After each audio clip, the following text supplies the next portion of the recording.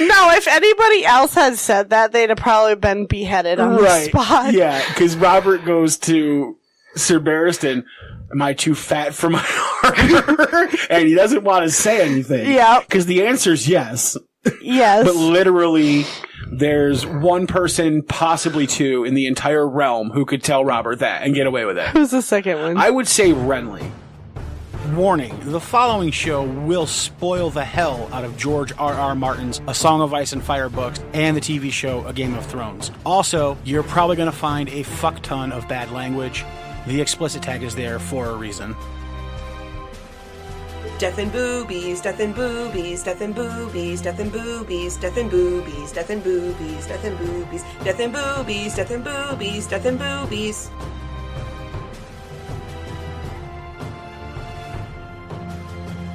Hello and welcome back to the Ironwood Network Book Club. I am your host, Lady Wyvern, and with me tonight, as always, is Maester Ironwood. Unfortunately, again, Widow Wolfsbane is out and unable to join us due to New York State weather. Actually, this time it's like all of East Coast. All of East Coast, yes. The entire East Coast is getting slammed, so instead of risking the drive home, she decided to play hooky. Play it safe, I'll say. She doesn't really play it safe, so I'll let her play it safe this time. Yeah, kind of the only one who can really say, and as always, when they do the introduction of the show is me. Because I'm the only one who's and always here. I was thinking about that, yeah. As we were setting up, I was thinking, we can't really say as always anymore unless we're talking about you. Because I'm the only constant on every episode. And that's because we record at my place, so I kind of have to be here. I try, but I had the death last week, and I still have part of the death, unfortunately. And 'tis the death of the unfortunately for Widow, because she lives so far away, she doesn't live as close as we do, so. Well, yeah, nobody lives as close as I do. No, nobody lives as close as you do. You come out of your bedroom. It's a long commute from the bedroom or the living room to the studio. Yeah, very long commute. Very long commute. For me, it's like 30 feet. Yeah. So. All right, so tonight, whichever you want to go by, we are discussing The Tourney Part 2. On Ned's version. Eddard 7. Eddard 7. I think it's amazing that we're on Eddard 7 and the last chapter was Sansa 2. It's a small mercy that we've had 7 Ned chapters and only 2 Sansa chapters. I like the Ned chapters a lot better. Oh, that's what I'm saying. Yeah, exactly. The Ned chapters are so much better than the Sansa chapters, so it's very well, nice. That's because none of us here like preteen preppy bitches there's not a Sansa on the show whatsoever. No. Not a single one of us. No. No, none of us like Sansa Tully. No. So. Alright, so this chapter lends itself to literally the world's shortest synopsis. Well, go for it. Because there's literally 3 things that happen. And they are?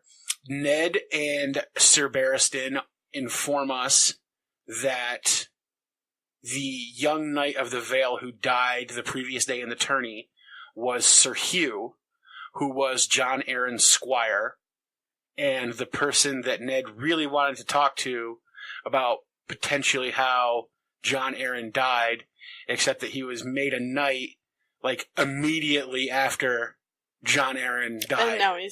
And now he's dead. That's unfortunate. Killed by a Lannister bannerman, no less. That's unfortunate. Quote, unquote, accidentally while riding in the tourney. Yeah. How unfortunate. What a sad coincidence that is. Yeah, right? Ned thinks so, too. Yeah, Ned thinks so, too, definitely. Thinks there's some fun. What are the other 2 key points of the chapter? The second point is a conversation between Ned and Sir Barristan and Robert, where Robert is trying to have his squires get his armor on so he can compete in the melee, and Ned informs him that he's too fat to wear his armor. Is it pronounced melee? I thought it was pronounced melee or something like that. Melee? Yep, melee, a melee weapon. Sure.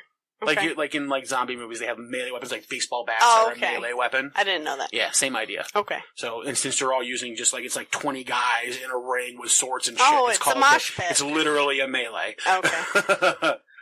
And basically last man standing wins. It's a mosh pit with swords. Okay. So, because he's too fat to wear his armor, Ned and Sir Barristan are able to convince Robert to not fight in the melee, which turns out to be a good thing when we learn our third key point of the chapter, when Varys and Ned speak, and Varys informs Ned and us there was a plot afoot, some cahooting going on to have Robert killed during the melee. And of course it would look like an accident. And of course it was all orchestrated by Cersei Lannister. Cersei fucking Lannister. Who's conveniently absent the entire chapter. Yeah, no, I do want to discuss where Cersei might be. Because obviously the reason she's not there is because she was planning on having Robert killed and she doesn't want to be around to see that and to be tied to it in any way. Right. I'm thinking she's banging Jaime. Oh, I was going to say, probably, since he lost, so he's out of the tourney. He got knocked out real early. Yeah, the day before, like in his first tilt, he was knocked out. Oh, I thought it was that morning. I think because it was in this chapter, it wasn't in the Sansa chapter. Oh, that's right, it was the second morning, that's right. Yep. It was the first round, him and the Hound crushed his helmet into his head so it wouldn't even come off. So he was walking around with it covering his face, Yeah. So I'm figuring that once he got out of there, he needed some TLC, and Cersei took care of my him. head hurt, suck my cock, Basically. Yep. I'm thinking that's where Cersei and Jaime Well, where else would she be? Because who knows? Every other time she tries to have somebody killed, she goes missing. Or she takes off, or she's hiding. She's tried to have somebody killed. When Jon Arryn died, she was conveniently at Casterly Rock. You're 100% certain that she tried to have Jon Arryn killed, or she did have Jon Arryn killed. We've had this discussion. You think she was at least a part of it? Are you sure? It was her and Lysa. Isn't that the conversation we had? No. Lysa's involved. I thought it was her and Lysa that we were discussing. Her and Lysa don't like each other. No, that's true. So why did I think it was her? Because Littlefinger tells us that it's the Lannisters. Oh, okay. And Lysa tells us it's the Lannisters. Oh, okay. So we have two people who are telling us it's the Lannisters who did it. But it could have been Lysa, and both Littlefinger and Lysa knew it was Lysa. Or it could have been Lysa and her Littlefinger. Littlefinger. Probably. But it would just be convenient that she was gone at the exact same time to make it. But I don't know. That was my thought. Was the parts where she seems to be part of whatever conspiracy is going on. Whatever the plot of is, she's conveniently not there. Well, that's a smart way to do it. Yeah. It keeps the suspicion off of you. That's true. And it keeps your reaction to what's going on from betraying you. Yeah, you can't watch it all right, because stoic. She doesn't have to pretend to be sad when Robert's dying in front of her in the melee. Yeah. She doesn't have to act horrified. Well, the thing is, if he, like they said in the book, if he joined the melee, nobody would hit him. Except for whoever was paid. Except for the person who was paid to kill him. Exactly. So it'd be like all the guys at the wall fighting with Samuel Tarly, is that his last name? Yeah. They whack him lightly with the flat end of the blade. Of his blade, yeah. Yep. Samuel. That's what I would see. And then Robert would get all pissed because nobody's swinging at him. And I think my favorite line in the chapter was where he said he never felt more alive than he did when he was fighting for the throne, and he hasn't felt more dead. Yeah, he's a conqueror. Now that he's sitting on it. He's a warrior. That's what he's good at. And now that he's conquered, he doesn't want the trophy. Well, because he doesn't want to rule, right? No. Ruling is boring. He wants to fucking drink and right, because that's sleep. That's at least something to do, right? Ruling is boring. Ruling is counting coppers. Yeah. And listening to the dirt people talk about their shitty problems. Didn't he used to be one of the dirt people? No. No, he was always rich? The Baratheons were always a rich family. They were cousins to the Targaryens. Oh, okay. So, he killed Rhaegar. He killed his cousin. It was his cousin, yeah. How could it be? Their physique is just so different, though. Yeah, one's there pale, was a blonde hair. There's a Targaryen married into the Baratheon line. Somewhere. Several generations ago. And that's why he has more of a right to the throne than Ned did, correct. Correct. Okay. Yep. And now he's racist towards all the Targaryens. He's not racist towards the Targaryens. He just doesn't want any. He doesn't want any alive because Targaryens have a claim to the throne. Oh, okay. So if there are Targaryen children alive, they have a claim to his throne. Oh, okay. Even though it was their throne first, well, but he took it from them. Yeah, I mean, it was theirs first, but I mean, before that, the Baratheons ruled the Stormlands. So, I mean, there were 7 individual kingdoms, so they were already kings in their own right, in their own areas. The Targaryens just basically conquered all 7 kingdoms and made them into one. Right. I just realized we've done a horrible widow error. And gone from the back to the... Yeah, we're going from the we might as well finish while we're already talking about that. But yeah, so the Baratheons, and that's the... But yeah, that's why he wants Targaryens dead. It's not because he's like... You can't be racist against the Targaryens. I mean, they're like essentially the same... Like, they're the same they're race just a and everything house. as him. They're just a different family. Right, it's a different family. And he doesn't want people... It's the same reason that, like, in the TV show, Cersei goes around killing all of Robert's bastards after he dies. Yeah. Because she doesn't want anybody with a competing claim to Joffrey's throne. Even though... because her kids are bastards and... Right. His kids have more of a legal standing than hers does. Technically, yeah. Because they're still Baratheons and Joffrey and them aren't. Right, so because both sets of kids are bastards... Right. They would all legitimately... Actually... Hers would have no claim to the throne. Right. Whereas his bastards would have more of a claim. Would have some sort of a claim. Right. Yeah. I mean, they could fight it, yeah. Right. Exactly. Well, his oldest child is, we found out in the chapter, is a girl. Yes. Who's 17 or 18 now, so, but she's female, so Gendry would get it first. Probably. Yeah. Probably go to Gendry, most likely. Gendry, however you pronounce it. I call him Gendry, I don't know. I don't know. You can call him Gendry if you want. I just think it sounds too close to gentry. It doesn't matter to me how it's pronounced. But yeah. So, and I have a thought about who his oldest is. The girl in the Eyrie? Who takes the people up the mountain on the goats. She's like 17 or 18. Yes, she is, and she's got the dark hair. She does, yeah. Catelyn notes that she has the dark hair and the eyes that kind of go with the Baratheons, and she looks familiar when Catelyn sees her. That's a good Pretty point. sure that she is We're not there in the book yet, though, but I've gotten there before. We're only a couple chapters away. Yeah. Yeah. But I think that she's Robert's first bastard. The one that was sired on Stannis' wedding night in Stannis' wedding bed. Oh. Oh, yeah. With a highborn. Her mother was highborn. No, with a serving girl. No, because they said her mother was highborn. Oh, that's right. Yeah, that's right, yeah. A serving girl, I don't think would have the balls to do it on somebody's wedding bed. And Stannis has always blamed Robert for the reason he can't have male sons who survive. Because Robert defiled his wedding bed. Yeah, because that has absolutely everything to do with your sperm. Yeah. Stannis. Well, it might not be Stannis' sperm, it might be his wife. That's true. So, I mean, they didn't have medical knowledge enough back then to figure out which No, one they it was. just So had jars they put all the fetuses in. So they just always blamed the women. Oh, well, yeah, everything's always a woman. It's like a Handmaid's Tale yeah. where the men end up being the ones who are sterile, but society blames the women because the men are in charge. Yep. Same idea. Yeah. I love The Handmaid's Tale. Yep, good stuff. If you haven't read The Handmaid's Tale, we recommend reading it. Or watching it on Netflix. Read the fucking book, people. You're listening to a book podcast. Let's promote the book. Okay. I like them both.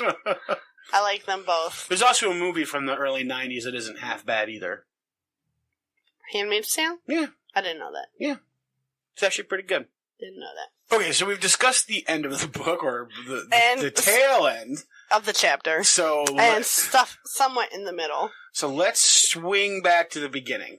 All the way back to the beginning of the second day of the tournament. Where we find Ned and Sir Barristan Selmy, Barristan the Bold.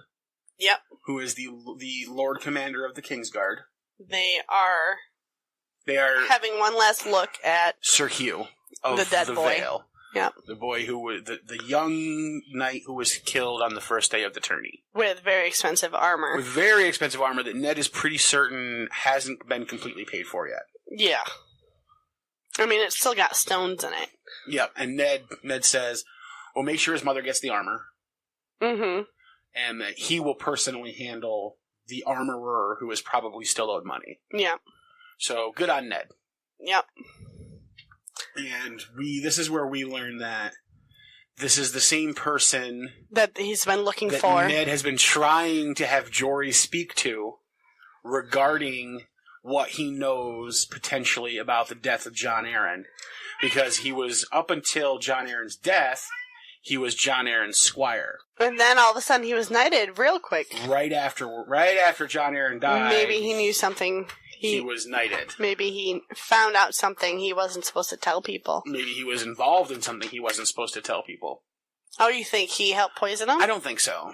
It's possible, but I doubt it. I don't think he would have done that willingly. No, but anything is possible. Sir Mouthy has made an appearance, of course, because Widow Wolfsbane is not here to terrify him. The witch is not here to torment him. Yeah, the Wicked Witch is not here to terrify him, so he has made his appearance. I'm sure he'll be making more. Now, I don't know is that there was anything nefarious in Sir Hugh being knighted. I mean, it seems very convenient that it happened right after John Arryn died. Maybe they just wanted to keep him close. But, Sir Barristan tells us in the chapter that Robert knighted him in John's honor. Okay. After John died. So it probably had nothing to do with how John died. Right, exactly. It's very convenient. Yes. No doubt, but I don't think it was because he had anything to do or any knowledge of what happened to John Arryn. Robert decided to do it because the boy wanted to be knighted, so Robert did it in John's honor, according to Sir Barristan. Now, can we talk about the women, the creepy-ass women? The Silent Sisters? Yes. Don't they make an appearance some other point in the series, too? They're the people in the story who are responsible for caring for the dead bodies. Okay, so they're the people that work at the morgue. Essentially, yeah. They're the morticians. Yeah. Right, so they clean the body, they get it prepared for the funeral rites and everything like that, or to be shipped wherever it needs to go. Right. But yes, the Silent Sisters. You're thinking of Sandor Clegane, is what you're thinking of when they show up again. And one of the times that they do show up again is when, later on in the books, when Brienne goes to an island, and the Silent Sisters are there, and everybody there is taking a vow of silence, and one of the people who's there is a man digging graves, the grave digger. Okay, and we've discussed that, yes. Is potentially... The Hound. Is potentially Sandor Clegane the Hound, correct? Okay. Who is possibly dead, but also possibly not dead. Possibly just a grave digger. Right, exactly. But that's spoilers. Spoilers! Okay. Because the only thing you can see on them is their eyes, right? They have everything. Their whole face hidden. Yeah, they're like hardcore nuns. They remind me of the Spacing Guild in Dune in the 2000 adaptation. The bright purple cone caps is what I think of. Only they have little veils across their face. See, I always think of the cat nurses. From Doctor Who. Yeah, in the face of Bo. Yeah, for some reason I just think of the cat nurses. I don't know why. It just, I think of the cat nurses. It's amazing where you can think of two completely different things from just one description, and they're like nothing alike. Yep, exactly. Yeah, no.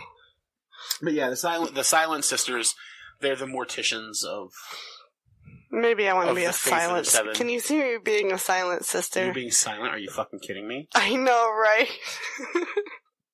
No, I can't see that. I can't either. I can see me being a mortician, though. Creepy job. No offense to any morticians out there who might listen to the show, but... I would love to do it. Creepy fucking job, sorry. Then again, you know me, my favorite part of massage school was going to, the science lab. Yeah, congratulations. I didn't need to hear about it again. I'm good, thanks. It's fucking disgusting, so whatever. I loved it. Yep. Anyway, why don't you move on to another part of the chapter instead of talking about that? Alright. Giving you goosebumps over there, Maester? I just think it's disgusting, and I don't want to vomit in the middle of the show. Well, why don't you pick the next thing to talk about then? Move us along. Alright, so, yes, I mean, that's kind of the end of... I mean, the conversation between Ned and Sir Barristan goes on. They pay for they discuss the payment of the armor, and then they head over to the king's. Right, because Sir Barristan informs Ned that Robert intends to fight in the melee. Yeah. And Ned's like, no fucking shit, but he's not going to do it. He's a dumbass. Well, because apparently the night before, the king got really, really drunk. We discussed this in the previous chapter. Cersei had told him she forbid him from participating. Yes. And anyone who knows King Robert knows that if you forbid him, he's gonna say, fuck you, I'm doing it anyways. Exactly. And she knows that too. Yep. So. And that is related to the plot that was afoot that we discussed at the beginning of the episode, but was really at the end of the chapter. Yeah, because the one time we go completely out of order here. But sorry, guys. But yes, Cersei was working on manipulating Robert into fighting in the melee so that she could attempt to have him killed. So the king wakes up nice and early to get ready for the melee. Yep. And he's got these two young Lannister squires trying to fit him into his breastplate. And some other idiot. Yeah, they never mention the other guy's name. Lancel, because we meet Lancel again later on. Yeah, Lancel's there when he dies. That and yes. Yeah, that and yes. So they're trying to fit him into his armor. Yep. The poor guy's too fat. Well, it's not just that, but Ned and Sir Barristan show up. Yeah. And Robert goes, these two fucking idiots, Lannister morons, can't figure out how to get my armor on. And Ned goes, it's not the boy's fault. You're too fat for your armor. No, if anybody else had said that, they'd have probably been beheaded on the spot. Yeah, because Robert goes to Sir Barristan, am I too fat for my armor? And he doesn't want to say anything. Yeah. Because the answer is yes. Yes. But literally, there's one person, possibly two, in the entire realm who could tell Robert that and get away with it. Who's the second one? I would say Renly. Probably. Robert, because Renly's like the younger brother, right? The baby brother. So, I mean, him and Robert seem to be cordial enough. Like, Robert and Stannis just don't fucking get along. No. But Stannis has to stick up his ass and always will. Right, but Robert and Renly, I get the feeling that their relationship is closer. Yeah, they're more buddy-buddy. Yeah, I don't think they're as close as Ned and Robert. No, I don't think so. But I get the feeling that they're close enough that Renly could also make that joke. Yeah. And it would be okay. Yeah. Cersei couldn't. Oh, she'd be, what you call it, worship? She'd be honored. Honored. She'd be honored. She'd be honored a time or two. Yeah, she would definitely be honored for that statement. Yeah, it's just hilarious because Robert's sitting there pissed off at his squires because they can't figure out how to get his armor on. Yep. And it's because he's too fucking fat for it. So he tells his two squires that in order to get the armor ready, they need to go find a specific tool, which is a breastplate stretcher. Which, as we will find out in the discussion with Ned and Robert, it doesn't fucking exist. So these two morons are out running around trying to find a breastplate stretcher for the king. That's like what we do with kids these days. We tell them to go into an auto shop store and tell them to go find the blinker fluid. Yeah. Same idea. Yep, absolutely. Same joke. That's too funny. That's way too funny. And they're Lannisters, so it's even funnier. Yeah, exactly. Yeah. Robert just... You can tell that Robert has a very big dislike for the Lannisters. But yet he's surrounded by them. He can't get away from them. Because Jon Arryn told him he should marry a Lannister. So then we come to the heart of the conversation. Yeah. Where Ned and Sir Barristan tell Robert that he has no business fighting in the melee. One, because nobody's gonna fight him. Because nobody's gonna fight him. And Robert's like, you telling me that those pieces of shit motherfucking asshole cunts won't even take a swing at me? And they're both like, no! You fucking idiot. You're the goddamn king. Of course they're not gonna fucking swing their swords and axes and maces and hammers at you. What the fuck are you thinking? You'll just stand in the corner and they'll all kill themselves so you can win. Right, like that's exactly what's gonna happen. Exactly. Like except for the one idiot who was been paid to kill you. Right, exactly. And it's like, it's one thing for like the Crown Prince or other princes Right. to fight in the melees and ride in The jousts until they become king. Yep. But once they're the king, it's basically off limits to them. Well, yeah, because they can't die over something they can certainly stupid. die, but They should not die over something so stupid. stupid. Yes. Personally, I think that if you're a real man and you want to prove how tough you are, that you should fight in the tourney, and that you should basically, like in the military, where they say rank is no object here, Right. and basically it's all out, have at it. Nobody's higher than anybody else, and if the king dies, the king dies. Yeah. Too fucking bad. And then maybe the person who killed him gets to be king. Maybe. It depends on who killed him, though. Which would be awesome if it was like Bronn, who was paid to kill Robert. And Yeah, but Bronn Bronn's kills not Robert, here. and then Bronn that's because in the next chapter, Bronn is escorting Tyrion Lannister to the Vale. Yes, he is. Spoilers! Yeah, But yeah, so they finally convince Robert not to fight in He's the like, goddamn tourney. this damn throne's worth more than... what was it? He hates. Yeah. This is where we had in previous chapters had the feeling that Robert really didn't want to be king, and that maybe he wasn't joking when he just wanted to have him and Ned do a traveling duo road show as hedge knights. Let's just go on a road trip. Yeah. We get the sense here that that's legit, Yeah. and that if he actually trusted Joffrey to be a decent human being. Well, he says he doesn't. Right, and that's what I'm saying. If he actually trusted Joffrey to be a decent human being, he would probably give up the throne. Yeah. There's a lot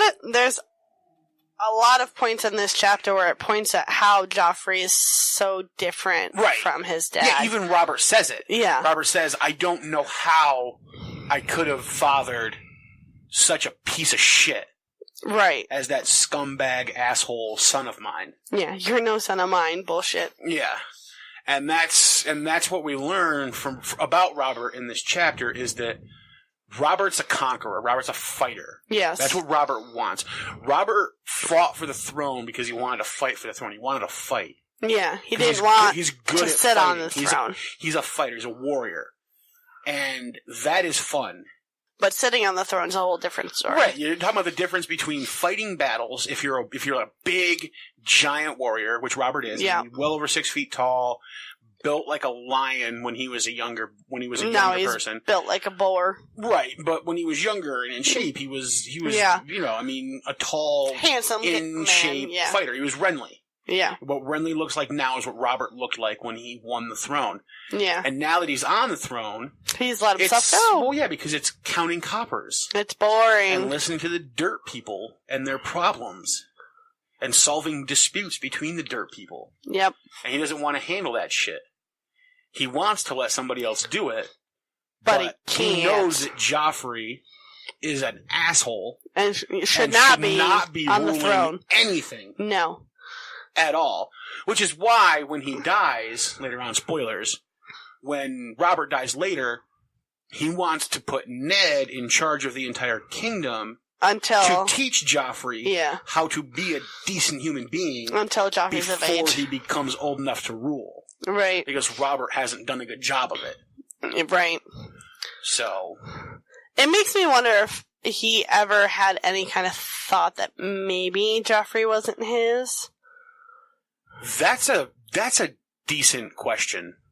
And I can see it both ways, right? Like, I could see how the answer to that could be no, because if he had any inkling of it, off with their heads. Right. Like, almost immediately. Because anytime he thinks something... Because he has no qualm with killing children to protect his throne. Yeah, no, absolutely. But then I also think of, well, he's the king.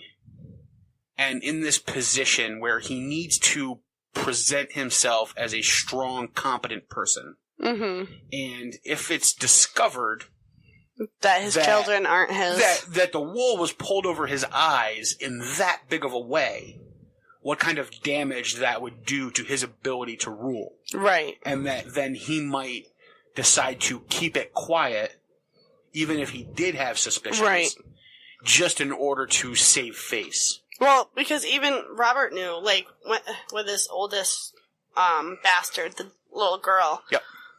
he knows that his bastards have the dark hair. Right. His kids, no matter how many there are, They all have the dark hair. every single one of them has dark hair. Yep. Yep. Absolutely. Because the seed is strong. Yes. But obviously not with the Lannister children. Yeah. Surprise, surprise there. Yeah. I guess that means Cersei does wear the pants in that relationship. I guess so. Or they're not his kids. Yeah. But yeah, that's a fair question as to whether or not Robert knew. And like I said, it could go either way. I'm not 100% convinced either way. You can make a good argument both ways for it. Yeah, there is no 100% certainty over what Robert knew. Right, because like I said, there's the only thing he knows is Joffrey's a horrible person and he doesn't know how to relate. And he's got motivation to both hide the truth if he does know it or suspects it, or to also act on that in a harsh way. Right. So it's hard to figure out which way he would have gone. Yeah. Because there's motivations to go both ways. So it probably was, if he did know, it probably was safer to not act on it because, one, he didn't have proof, maybe? Well, that's one of the things about being a king is your word is law. Right. So if you're the king and you say, my wife is a dirty, dirty whore, and these are not my children, that's it. That's the rule. Yep. Which is why a king can take a bastard and say, not a bastard. Legitimate, full-born child. And they're legitimized. Okay. The king has that authority. Because the king's word is law. Yeah. So yeah, if Robert had come out and said, my wife's a whore, these children are Jaime's, not mine, all of them would be killed. Yes, Jaime would be killed. Cersei would be killed. Cersei would certainly be killed. The 3 kids would be killed. Tywin would most likely be killed. Because he knew about it? No, not because he knew about it, but because he would want revenge. And you can't have a Warden of the West at odds with the king. And then what would they do with Tyrion? Probably also kill him. That's too bad. Just because he's part of the family. Just kill the whole family. Basically. Be done with it. Yeah. That's a lot of Lannisters to kill. Yeah. Because you got Tywin's brothers, kids. Well, yeah, then you've got Kevin, who is basically Tywin's number 1 general. Yep, and then you got the dead brother with their dead brother's kids, and Yeah, and that goes back to that's the reason that Tywin ended the reigns, because you crush your enemy. You don't leave your enemy with the ability to come back. It's like in the TV show. Which is probably another reason, if Robert didn't know, he didn't kill him, because there was too many people to kill. A lot of people to take out, yeah. Well, yeah, because considering they still control half the people, and they control the West, which has the gold mines and everything. Yeah. I mean, it's the same thing with, like, in the TV show when Arya kills all the Freys, and she says, if you're gonna come after the Starks, make sure you get us all. Yeah. Don't leave one alive, because we'll fucking come back and kill you. And she does. Yep. She kills all of the Freys in the TV show. It'd be like the same idea. Last one of them. That's a lot of Freys, though. Robert wouldn't want to leave a Lannister behind to then rise up against him. Right. Alright, so, I mean, that's really the gist of the discussion between Robert and Ned and Sir Barristan, is that Robert has no business fighting in the tourney. Right. And that Robert really doesn't want to be the fucking king. So, yeah. So he sucks it up for one more day, and he sits on his throne to watch the joust. Joust. I always forget that word. Yep, to watch some more tilts in the joust. Yeah, and one of the tilts that we see, the first tilt is who? Sandor Clegane. Nope. And not Sandor. Yes. Sir Gregor. This says Sandor Clegane. Oh, we're gonna talk about all the jousts? Oh, this was the first rider to appear. Okay. No, the first one was the Mountain. No, not the Mountain. Yeah, it was the Mountain and Jaime Lannister. Well, the only one we really care about, I mean, Jaime. Okay, fine. Yeah, we can talk about Jaime and Jaime getting his head wrung so bad that his helmet's crushed to his head. But you really don't want to talk about that. It's not really important. I mean, it's funny. It's funny, yes. It's funny to see Jaime, but I'm a big Jaime fan, so I don't like seeing Jaime get crushed. Oh, boo-hoo! Yeah, exactly. Like, that's no fun. Get over it. Because that's not the interesting one, right? That's not the one that made the TV show. No, the next one is. The next one is the one that gets crazy. Yes. When the mountain that rides on his giant horse that appears like a pony went against the flower child, the Knight of Flowers. Yeah, the Knight of Flowers, Sir Loras. He literally had a cape made of flowers, and he was riding this gorgeous gray horse who just happened to be in heat. Strangely enough, his female horse happened to be in heat. I wonder if he had the cloak of flowers to try and, like, hide that smell from the other horse, or if it was just all one giant thing just to be a pompous ass. He wasn't trying to hide the smell from the other horse. No. He wanted the other horse to know that his horse was in heat. Right. Because he knows that Sir Gregor Sir Gregor's horses, like Sir Gregor, rely more on emotion than smarts. Yes, they do. And so he knows, Sir Loras knows that if his mare is in heat, that it's going to drive Sir Gregor's horse crazy. Because he's just going to want to fuck him. Yeah. Yeah, exactly. So as they ride, what happens to Sir Gregor's horse? It dies. Well, it goes crazy during the ride because it wants to get at Sir Loras' horse, which causes and it can't get to it because there's the wall. The wall it causes right there. Gregor to lose the tilt. He falls off. Yep. On the second go around, right? Yes. And Sir Gregor gets pissed and he does what? He decapitates his horse. He decapitates his fucking horse. And then he goes after... He goes after Sir Loras. Yep. Because he's a fucking monster. He's pissed. He's been embarrassed in front of all these people, and he lost. Now, this is a guy who killed a guy yesterday. Yep. And now he's just beheaded his horse in front of everybody. Now he's trying to kill somebody else. Kill Sir Loras. Yep. Like, on purpose. Yeah. Like, just fuming. Yeah, because he's pissed. Because he's a fucking monster. But somebody steps in to save the day. Somebody steps in to fight Sir Gregor. Who steps in to fight Sir Gregor? That'd be his brother, the Hound. The Hound. Sandor Clegane to the rescue. Who would have thought? Big, badass matchup. Yeah. Which has led to what the fandom of both the TV show and the books call the potential for a second fight between the brothers Clegane. You think there's going to be a second fight between the two? Also known as Clegane Bowl. I've never heard of it. I've never heard that. You've never heard of the I've Clegane never even Bowl heard theory? you mention that. Get hype? No. Oh, that is the potential theory of the potential future battle between the brothers Clegane. How if the Hound is supposedly dead? How's that gonna? But he's not really dead. Supposedly, because he's the gravedigger. Supposedly, He's possibly dead, but if there ain't no body, there ain't no body dead. I mean, and to be honest with you, to be fair, Gregor's also dead, but fucking walking around. That's true. So that's you true. know. Yeah, that's true. But yeah, that's a big fan theory. Is get hyped, the Clegane Bowl. I've never heard that before. Oh, the Clegane Bowl. So this was like the Clegane Bowl preview. Okay. Right, so you got the two brothers squaring off in a little 5-second matchup while Sandor saves Sir Loras. And how does it end? How does it end? You tell us. The king gets up and uses his big voice. His king voice. His king voice. I command you to stop in the name of your king. Yep. And the Hound drops to one knee, and Sir Gregor's still swinging, and he swings an air right over his head. And then he realizes he's gone bonkers and stops and leaves. Yeah. Storms off, and everyone's like, "Nope, don't go near him. Let him go. Yeah, let him like, go. Let him go. Let him go. I don't want him to kill everybody here because he probably could."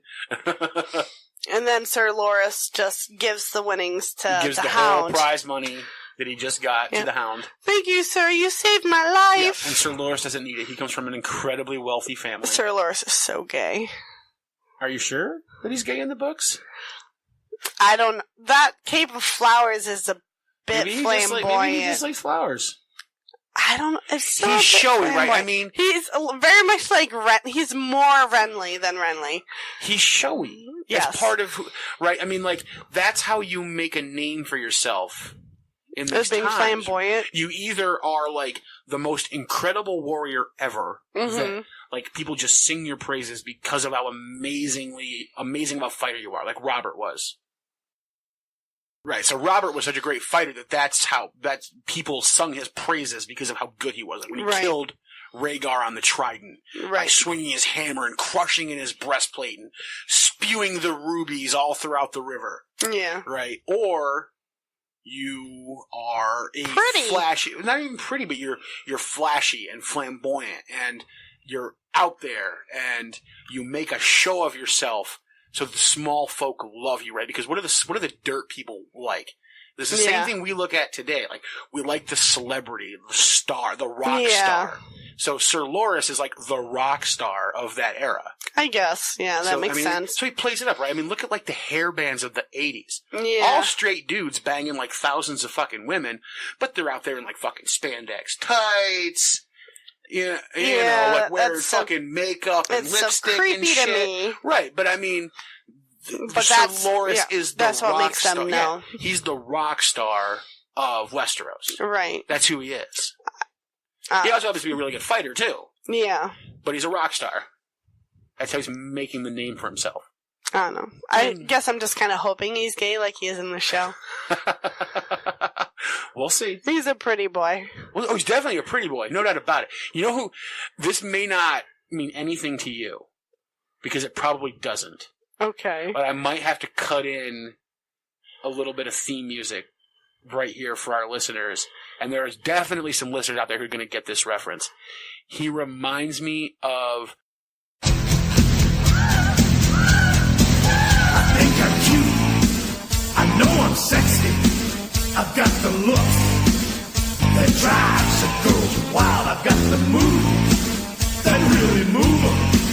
I said chill up and down their spine.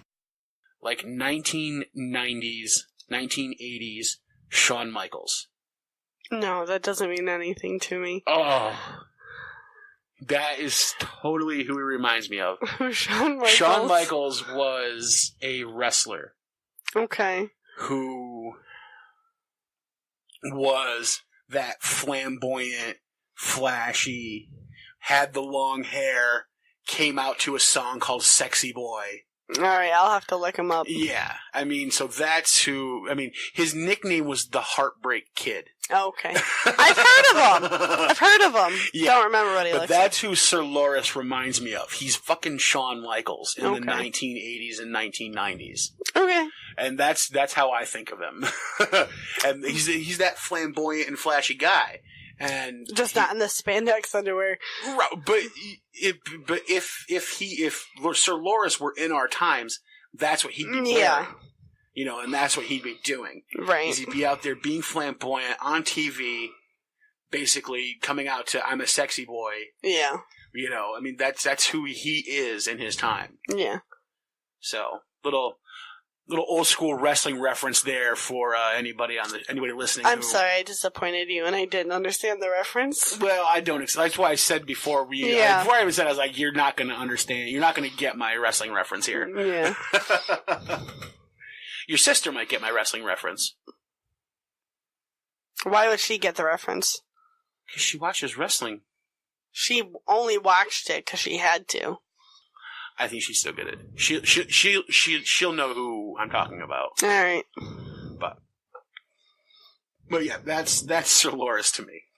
All right. The Heartbreak Kid. And literally that's who he is, right? I mean, the chapter before, he's breaking Sansa's heart. Yeah. She's totally in love with the guy.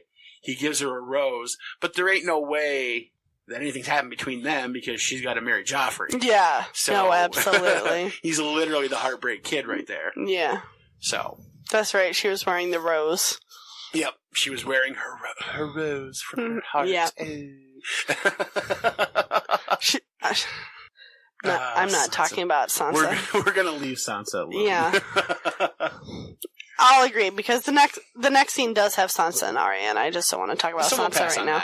Yeah, I do want to mention how much fun Arya's having in her dance classes, though. Yes, Arya is She's covered in bruises, and she's absolutely loving it. And her dad's like, I can get you a different trainer. And she's like, no, I only want cereal. Yep, and Sansa's like horrified Yep. at her sister, of course. You must be a terrible dancer. I love it. I fucking love it. But, they're getting along. Who cares? They're getting along-ish. And that's only because Sansa has no idea what's really going on. Yep. If Sansa knew... Oh, Sansa would be thrilled. Wait till Mother finds out about this. Yeah. I'm going to tell Father. Well, Father fucking set up the lessons, you dumb bitch. Yeah, pretty much. And Arya's like, tomorrow we're going to go catch cats. Yeah, we're going to go chasing cats around the fucking slums. Awesome. And if I remember correctly, her next chapter where she's chasing cats leads her to some mysterious places and some mysterious people. Who might those be? Do you remember? Varys and Illyrio? Bam! Nailed it! Fucking right on. Yes. Proud of me? Yes. Loving it. Absolutely. Speaking of Varys. What happens at the end of the chapter? Ned gets a visitor in the tower by some man in some really old, dirty clothes. Wouldn't have guessed it was Varys. A jailer. A gaoler. A gaoler. What's a gaoler? It's a jailer. Okay. Varys works in the jails as well. Oh, does he really? Yeah. I didn't That's know how he that. visits Ned in the jails. Oh, okay. Later on. I thought it was just one of his ways to get around. Oh, I'm certain that's the reason for it. Okay. The only... I thought it was Varys with the first description only because his arms were up his sleeves. Right. That was my first thought. It was Varys. Yep. Good. So, other than that, I wouldn't have known. Like, slips in little clues to get you to where you need to be. Because there's no one else in the book that I've noticed that walks around like a monk with their arms in their sleeves. Yeah, exactly. Yep, only Varys. So, because even the Maesters only put their arms in their sleeves when they're trying to get stuff out of their little pockets. Yeah, in their billions of pockets. Yeah. Yep, exactly. Yep, and George loves to slip in little hints. Yep. To get you where you ever need to go. so little. Yep. Little itty bitty. You could probably miss them if you don't pay attention. Hints. Yep. He's good at that. So what does Varys have to tell Ned? That the king almost died today. Now, why? How? What for? He almost died in the melee. Melee. I want to say melee. Melee. Because somebody was paid to kill him in the melee. Yes. Robert was tricked into... coerced almost, reverse psychologied into demanding to fight in the melee. Yes. By his wife. By his wife. Because the king is a fool. Who apparently wants Robert dead. Well, that much is obvious, yes. And Varys seems surprised that Ned can't figure this out. Yeah. Well, it's like most people, if you forbid them to do something, if they have a strong-willed personality, they're gonna say, fuck you, watch me. Right. And they're gonna turn around and they're gonna do it. Yeah. And King Robert has this huge personality where he has to do what he wants, and if you tell him, no, he can't do it, he's gonna turn around and do it 10 times harder. He's a child. Yeah, that's what children do. You tell children to do something. Well, you lock him in a chair for the last 10, 12 years, right. And he doesn't have any fun. He's going to go and do the stupidest thing he can do. He's got 1,000 bastards or some shit like that. He's been having fun. It's not the kind of fun he wants. Not the kind of fun he wants. He wants to fight and kill people. Yes. So, like I said, he's going to do something. I think him and Ned should go off and conquer Essos, personally, because Robert needs a good fight. Yeah, well, that's not going to happen, because Ned's going to die, and Robert's going to die, so... But yes, there was a plan afoot, yes. Some cahooting by Cersei Lannister to have Robert killed during the melee. Yeah, too bad she wasn't there to watch it not go down. Yep. And Varys tells Ned that if you can't put this together, then you're obviously not the person that I should be speaking to about this because you're not smart enough to figure this shit out. Right. And I'm finally glad somebody has decided to tell Ned Stark that he's a fucking idiot, doesn't understand politics at all, and really needs to brush up on his Game of Thrones. Or else he's gonna get himself fucking killed. Yeah, and then Ned's like, if you knew this was going to happen, why didn't you speak up sooner? Yeah, and one, I didn't trust you. Two, the king would have died anyways. Yeah, they would have found another way. Yep. And then I would have died as well. Yeah, they'd have taken my head along with yours. Yep, exactly. Yep, because King Robert would have said, well, fuck him, and fought anyways just to prove he wasn't a coward. Right, and died. Yep. And then... Yep, and then Ned and Varys, who knew the information, would have also been killed by Joffrey, probably. Or Cersei. For betraying them. Yeah, well, just to get them out of the way. Yeah, absolutely. Anything who knows anything against them, they die. Mm-hmm, absolutely. So. And that's where we leave. Pretty much. Ned learning this information, and now Ned just wants to go home. Yeah, Ned is finally... Well, Ned's wanted to go home ever since he got there. Ned didn't want to go there in the first place. Yeah. Catelyn Tully browbeat him into going down there. We did finally learn what killed Jon Arryn, though. You're poisoned. The Tears of Lys. Tears of Lys. Yeah. Lys is a city in Essos. Oh. Illyrio? I don't know, you tell me. Isn't he from Essos? Yeah, but there's more people from Essos than Illyrio. Right. No, he's the only one that I know of. Mm. Well, we'll see. Alright. We'll see who's involved in the plot to kill Jon Arryn. Alright. And why, and how. But we got the how. Yep. We still don't have the why. We don't have the why. Alright, so I don't know whether there's anything else we really need to cover. No, I think we got it. I mean, that's pretty much it. No, just the fact that Jon died because he was asking questions. Which we already knew, so. Yep, asking questions that he should not be asking. Well, sometimes you have to ask the questions that shouldn't be asked. Yeah. Alright, so what's our next chapter? Tyrion. Tyrion, what is it? Tyrion 4? I can't remember. Tyrion 5? I can't. It's Tyrion. Yeah, it's Tyrion something. I think it's 5. I don't know. And he's been kidnapped by Catelyn at this point. And I've got it open, and second paragraph in is a line from Bronn. Bronn! Oh, you get your... Bronn! Put your dick away, Maester. Bronn makes a comeback. Well, actually, his first appearance. Apparently so does... Sir Malthy has joined us again. Hey, buddy. Right at the end of the show. Hi, buddy. You gonna say goodbye? Gonna tell the listeners goodbye? So we need a name for the chapter. Oh, Jesus. Oh, I don't think we can use hashtag Oh Jesus. No, I keep forgetting about the whole title thing. God damn it, we need a title. Well, you normally don't choose mine, and you guys edited the last one. I gave out... It was something for Cat. It was something about the rain. Yeah, She Reigns. We use She Reigns. Oh, you did use it. Okay. Yeah. I thought you guys changed it. What, Sir Malthy? Do you have any ideas? I do. But? Well, I was thinking The King's Folly. Okay. I like that. Yeah, I was thinking The King's Folly. I thought that was an interesting one because the whole chapter is about Robert. So, yeah. Being a folly idiot. Well, then do it. The King's Folly. Yeah. Did you have a different idea? Well, what do you think? What do you got? I don't have one. I forgot. Oh. I'm still getting used to this whole thing. I thought it was the tourney part 2. No, that's boring as fuck. Tourney part 2. But you could combine the two. We could just, that's too long. I know. So, we I like the King's Folly.